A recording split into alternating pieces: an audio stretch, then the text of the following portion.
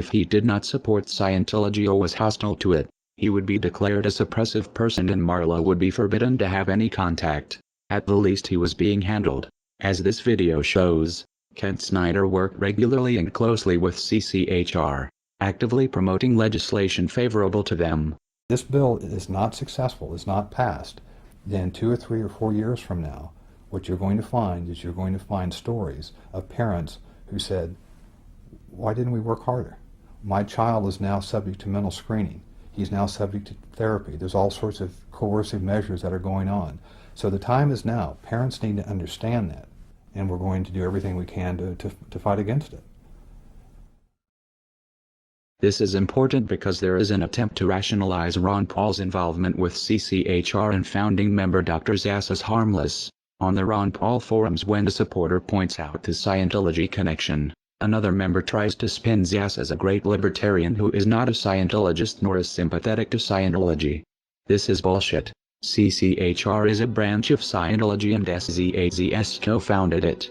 The Church of Scientology would never allow someone they did not control to have that much influence. The CCHR website was registered by Scientologist Amber Smayataki. Most of the board are Scientologists. Zass denies being a Scientologist. A representative writes, sharing this battle does not mean that Dr. Zass supports the unrelated principles and causes of any religious or non-religious organization.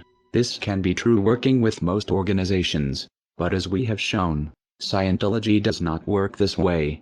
You are either for Scientology or you are against it. Whether SZAZS himself believes in Xenu is irrelevant. What is relevant is Scientology considers Zass non-hostile and therefore successfully handled. Kent Snyder may have something in common with Lisa McPherson. His involvement with the cult might have killed him. Like Zass, Scientology believes in an extreme version of personal responsibility. That disease is a result of body thetans and it is the Scientologists' fault for not trying hard enough to clear them. If they did, goes the theory, they would be free of disease. Zass doesn't push body thetans, but he does promote a dangerous distorted idea of mental illness that has the same potential effect, discouraging people from getting help because according to him any problems they have are imaginary. The CCHR was created in 1969. Founded by the Church of Scientology and by famous renegade psychiatrist Dr. Thomas Zass.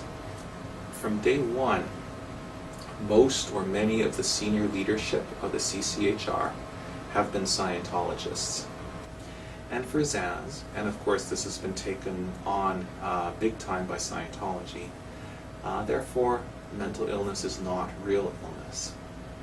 It is possible Kent Snyder's untreated illness and death was a result of adopting the Scientologist beliefs that his illness was his fault or not real.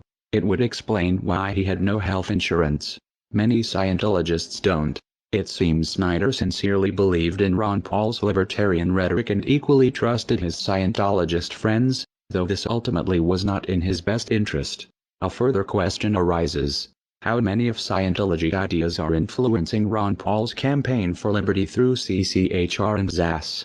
The Scientology connection to Ron Paul has been noted in a handful of disingenuous threads on the Ron Paul forum.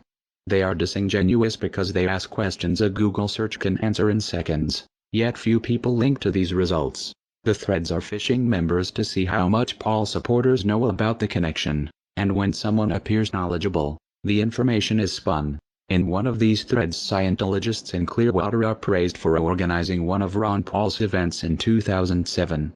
The writer clearly doesn't understand the significance of saying Scientologists and former Scientologists are involved. It's possible he is confused or misinformed. It's also possible Scientologists are lying about no longer being in the church. It would be a glaring anomaly that, everywhere else former Scientologists are considered SPs to be shunned by current members, except for those working on the Ron Paul campaign. More likely Scientology finds it expedient to muddle the connection by having members involved avowed they are former Scientologists.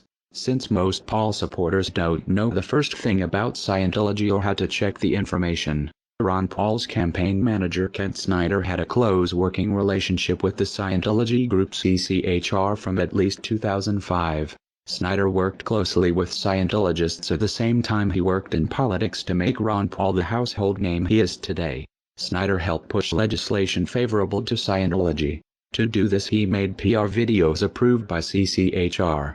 In turn CCHR supported and promoted Ron Paul's presidential candidacy, most blatantly in the pay-to-play luncheon on November 28, 2007, the day of the debates.